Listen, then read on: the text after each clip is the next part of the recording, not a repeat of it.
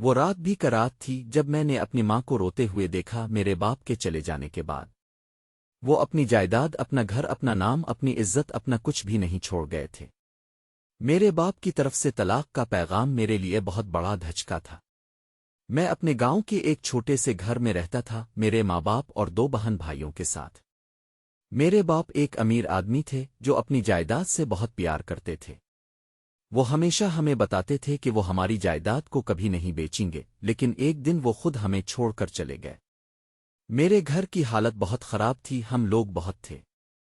میرے ماں باپ کے درمیان میں لڑائیاں ہوتی رہتی تھیں اور ہم بچے بہت دکھی رہتے تھے۔ میرے ماں باپ کی لڑائی کی وجہ سے ہم لوگ بہت پرون رہتے تھے۔ ایک دن میرے باپ نے ہمیں چھوڑ دیا اور ہم لوگ بہت اکیلا پڑ گئے۔ میری ماں بہت روئیں اور ہم بچے بہت دکھی ہوئے۔ ہم لوگ بہت تھے اور ہمارے پاس کھانے کے لیے پیسے نہیں تھے۔ میرے گاؤں کے لوگ ہم پر بہت ظلم کرتے تھے، وہ ہمیں کھانے کے لیے پیسے نہیں دیتے تھے۔ ہم لوگ بہت بھوکے تھے اور ہمارے پاس کھانے کے لیے کچھ بھی نہیں تھا۔ میری ماں نے ہم لوگوں کو کھانے کے لیے پیسے کمی کے لیے کام کرنا شروع کیا۔ وہ ہمیشہ ہمیں بتاتی تھیں کہ وہ ہم لوگوں کو کبھی بھی چھوڑ کر نہیں جائیں گی۔ لیکن ایک دن میری ماں بہت بیمار ہو گئیں اور ہم لوگ بہت اکیلا پڑ گئے۔ ہم لوگ بہت پرون تھے اور ہم نے ڈاکٹر کو بلایا۔ ڈاکٹر نے ہمیں بتایا کہ میری ماں کی حالت بہت خراب ہے اور وہ ہم لوگوں کو چھوڑ کر جائے گی۔ میری ماں کی موت کے بعد ہم لوگ بہت اکیلا پڑ گئے۔ ہم لوگ بہت دکھی تھے اور ہم نے اپنی ماں کو بہت یاد کیا۔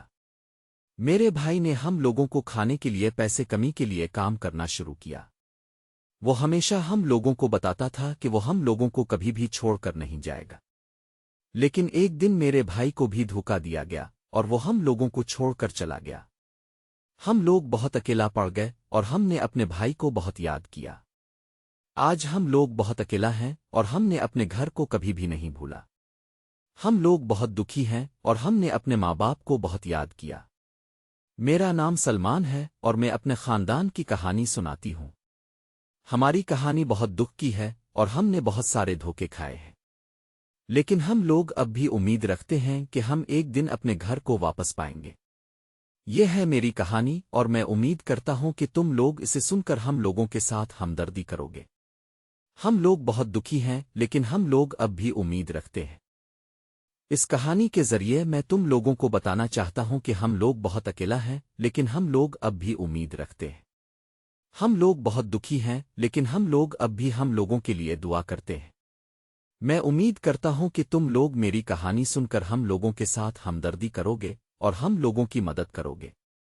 ہم لوگ بہت دکھی ہیں لیکن ہم لوگ اب بھی امید رکھتے ہیں۔